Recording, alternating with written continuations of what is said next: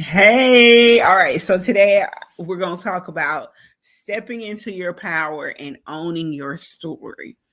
So I like this because, as a publisher, I'm always pushing people to write their own story because I would love to help you publish your own book and get it out there, whether it's a book of poetry, a book about your life, a book of life lessons. That's totally up to you.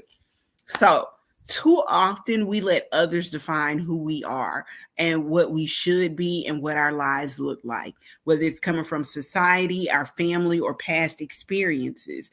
But you have the power to write your own story, to live boldly, and to own your own narrative. Throughout this video, I'm going to give you some steps to help you take back your power. And by the end of this video, I want you to make your own choices and live the way you want to live. Now, what does that mean per se? Living boldly, just realized I was off camera, is all about being true to yourself no matter what. It's about making choices that reflect who you are and what you really are instead of what others expect from you. It means taking risks, following your passions, and standing up for what you believe in, even when it's hard. Listen, living boldly doesn't mean you aren't scared. It just means you're moving forward even when you are. That's all. So you can be scared and still step out there. I often talk to people about my social anxiety and all of the things that it takes for me to show up as the person you all know and see in front of the camera, on the podcast, or even in this group. A lot of times we hold back because we're worried about what others might think and we're scared of messing up. As you see, excuse me, in my videos, I stumble over words, but they don't stop me. We might even downplay our own talents and keep quiet just to keep the peace. But when you live boldly, you give yourself the freedom to be seen and heard. You take control of your own story, and that's a powerful thing. Nobody else can tell your story the way you can. So it's time to grab the pen and start writing, okay? Let's talk about some steps to step into your power and own your narrative. I love that. Own your narrative. All right. First, and I've said this in a couple of videos, know your values. Get clear on what matters to you most.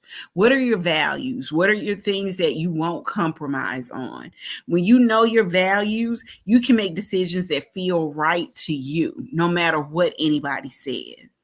Set intentions, not expectations. Focus on how you want to live and what you want to be, who you want to be, instead of just the outcomes. Intentions give you the space to grow and adjust, while expectations can leave you feeling disappointed if things don't go exactly how you planned.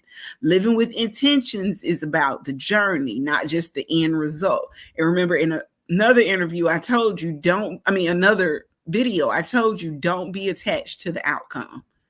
Okay?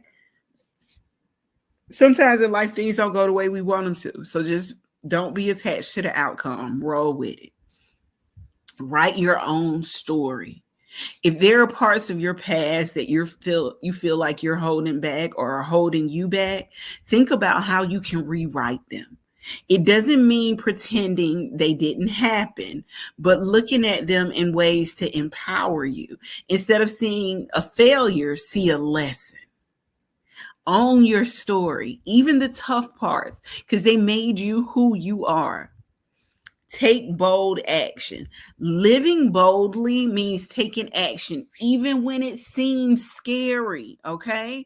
It doesn't have to be something huge. It could be speaking up at a meeting, setting a boundary, or trying something new. Bold actions, no matter how small, can lead to big changes.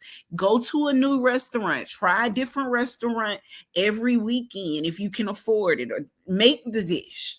Try a new cuisine, but you never know how it's going to affect your life.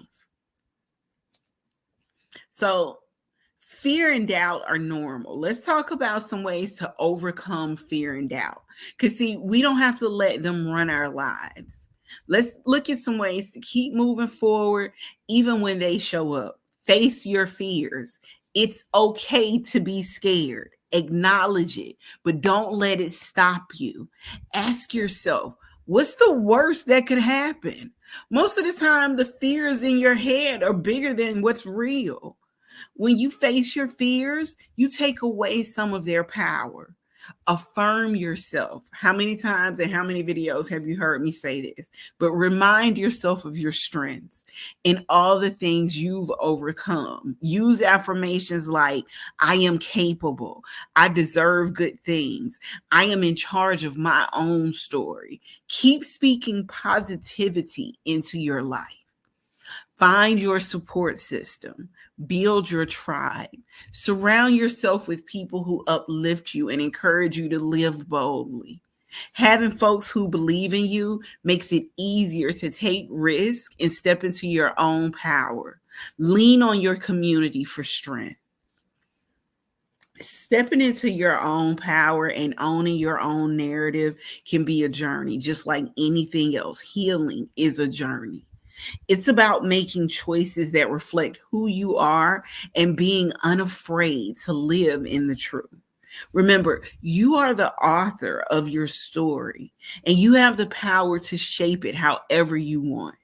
Start with one bold step today and keep building from there. Your story tells who you are, and you're allowed to tell it yourself. All right, you guys, thank you for watching this video. If anything I've said resonates with you, I want to invite you over to my website, CamiRed.com, where you can actually sign up for any of our trauma-based emotional wellness courses, classes, coaching, one-on-one services, anything like that. Also, we do have books, and we will help you write your own story if you're inspired to publish your own story on redladies.com. You can check out my book, Dear Black Woman, where most of these lessons are coming from. But most importantly, I want to help you thrive after trauma. So again, thank you for checking this out, and I'll see you in the next video.